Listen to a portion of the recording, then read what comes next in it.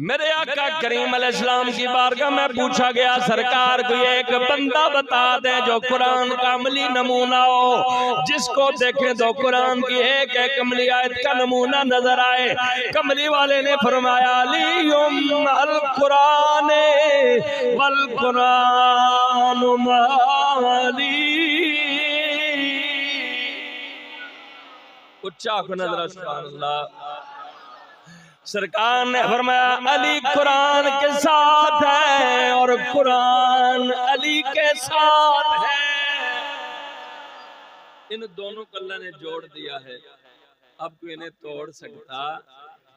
कुरान समझना हो तो अली से समझो, अली को समझना हो तो कुरान से पूछो।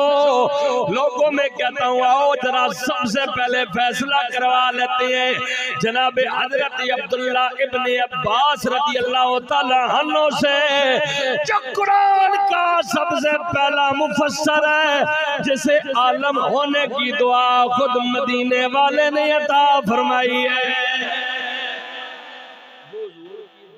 कुरान का आलम हुआ, जो कुरान का सबसे पहला मुफस्सर है।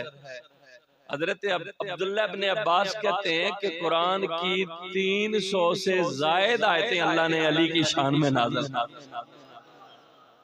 और जनाब इमाम अहमद बिन हंबल कहते हैं, पूरे नबी पाक सल्लल्लाहु अलैहि वसल्लम के सहाबा में से जितनी शान हदीस के अंदर नबी पाक ने मौला अली की बयान की है, इतनी किसी और की नहीं है।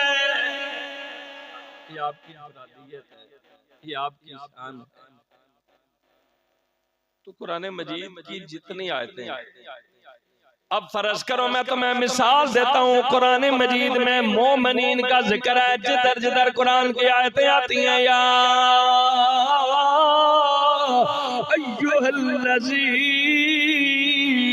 आमनू, जितने मोमिनों का जिक्र है उनका अमीरुल मोमिनीन तो अली मुर्तज़ा है। मोमिन का घर जिक्र आएगा तो डायरेक्ट जनाब अली का जिक्र आएगा। कुरान मजीद के अंदर अगर वलियों का जिक्र करोगे, डायरेक्ट तौर पे वलायत देने वाले अली का जिक्र आएगा। कुरान में अगर मुजाहिदीन का जिक्र करोगे तो फिर बदर के मुजाहिद का, उहद के मुजाहिद का, खंदक और तबूक के मुजाहिद का नाम अली है। जितनी आयतें हैं उनके अंदर तो आपकी शान नजर आ रही है।